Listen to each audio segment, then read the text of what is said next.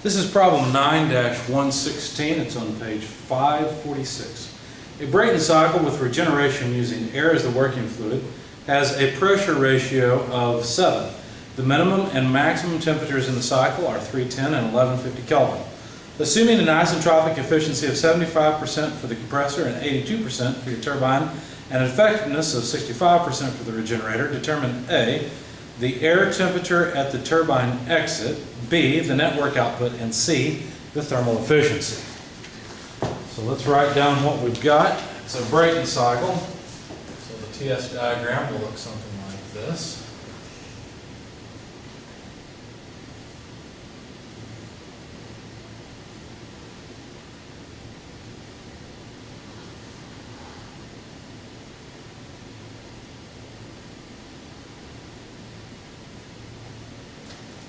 With the state numbers 1,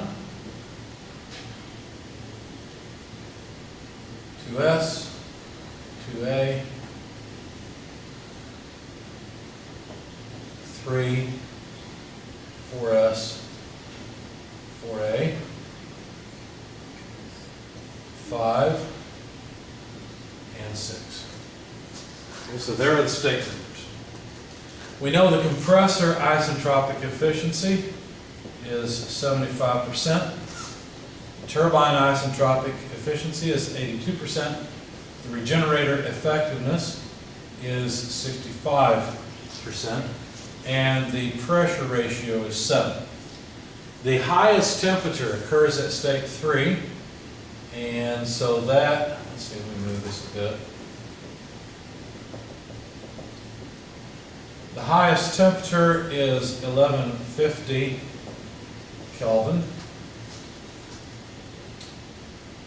and the lowest temperature, which is at state 1, is 310 Kelvin. Okay.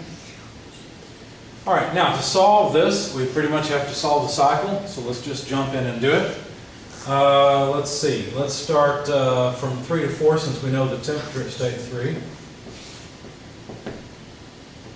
PR3 over PR4 equals P3 over P4. And so PR4 is PR3 times P4 over P3, but that's just 1 over the pressure ratio. Okay. PR3, based on this temperature, you can look up PR3. PR3 at 1150 Kelvin is 200.15. By the way, the enthalpy at state 3 you can also look up based on the 1150 Kelvin temperature, and it's 1219.245 kilojoules per kilogram. As we'll grab that while we're there. So then divided by, we're not done yet, that was PR3, divided by the pressure ratio of 7, gives us PR4 of 28.5929. Now, understand that this is relating state 3 to state 4S, not 4A. So this 4 here refers to state 4S since we used an isentropic equation to get it. So if we then use this PR4 to find an enthalpy at state 4, it will be the enthalpy of state 4S, not 4A. Okay, when I did this, when I looked up 28.6 essentially, it wasn't in the table. I had to interpolate, no big deal. I got H4S, it was 711.7956. Now let's go ahead and make a table down here of all the stuff we find. Collect it together. 1, 2S, 2A, 3, 4A, 4S, 5, 6. Okay, so we've got 8 different states to deal with.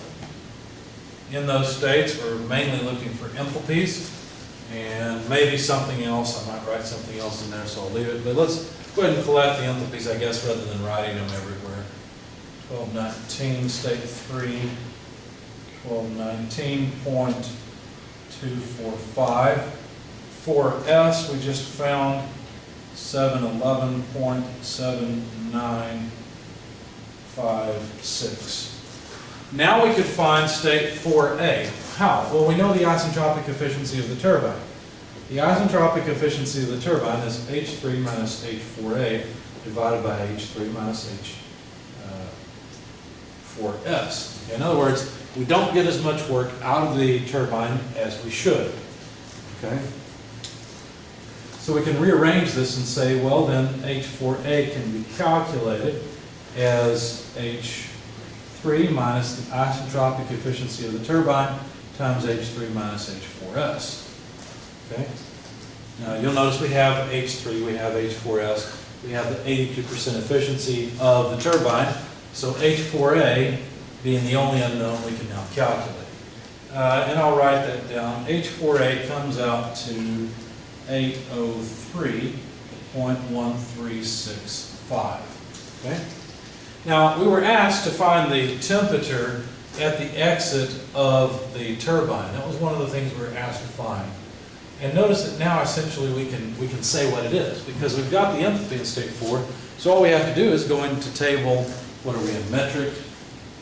Oh yeah, we're in metric. So table A17, look up the enthalpy that we found for H4A and read off the temperature. Of course, it's not quite that easy, right? This 803.1365 is not going to be in the table. We'll have to interpolate, but that's not a big deal. When you go back and you do it, you'll find that the temperature in state 4A is 782.83 Kelvin. So there's one of our outputs, one of the answers that we're looking for. Okay, notice what I did. I went directly for the turbine. I started working on it immediately. I didn't walk around the cycle from state 1 like I normally do. I did that for two reasons. One is that we were looking for the temperature in state 4 to begin. Another reason I did this is because on an exam or on your homework, if you can't seem to figure out part of the problem, you might be able to move to the other side of the cycle, do some work there, and get some answers. So I just wanted you to see, you don't always have to start at the very beginning and walk all the way around. You can start wherever there's enough information to solve it. Okay? And of course, a lot of times it's not easy to tell exactly where that might be, but hopefully this helps a little bit. So now let me start at state 1 and move to state 2S, 2A, and continue this way. So state 1 to state 2, of course, the only move I can really make is to state 2S. As follows, right? So PR2 then would be equal to PR1 times P2 over P1, but that's just the pressure ratio, RP, which we know is 7. We know the temperature in state 1. The temperature in state 1 is 310. And that allows us to find PR1 without too much trouble. In fact, PR1, let's see, so let's go from here. PR2 equals PR1. If you look it up based on 310, you find it's 1.5546, but then multiply by the pressure ratio 7, and you'll get PR2. In fact, PR2 comes out to 10.8822. But while we're there, we may as well use T1 to look up the enthalpy in state 1. I did that as well, and it's 310.24. All these, of course, are kilojoules per kilogram. Okay. So now state 2S is also solved because I've got PR2, and understand this is PR2S. I used an isentropic equation to get this. Okay, so I should be able to find the enthalpy in state 2 from this. It would be state 2S, of course.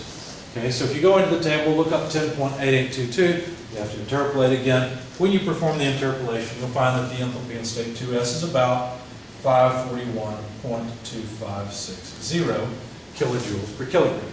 Now we should be able to find the enthalpy in state 2A because we have the isentropic efficiency of the compressor. In fact, for the compressor, now remember, a compressor consumes work.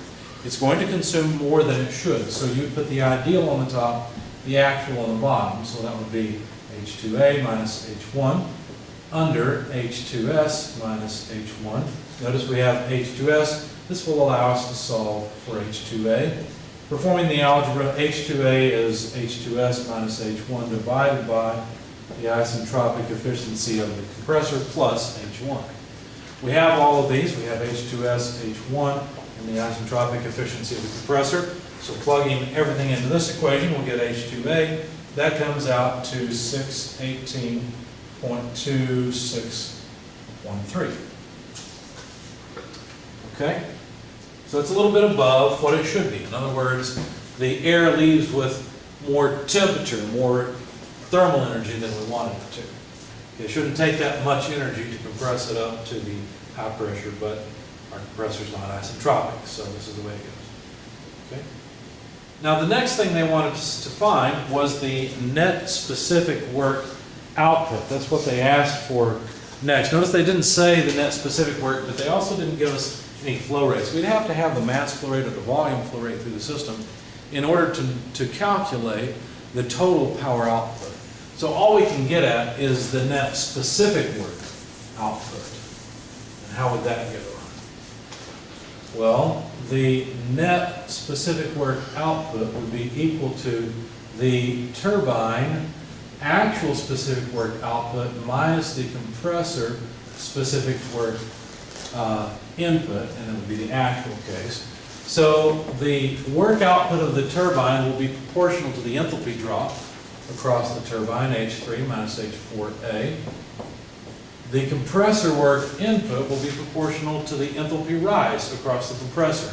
So H2A less H1. We've got all of these enthalpies, so calculating the net specific work output is not particularly difficult.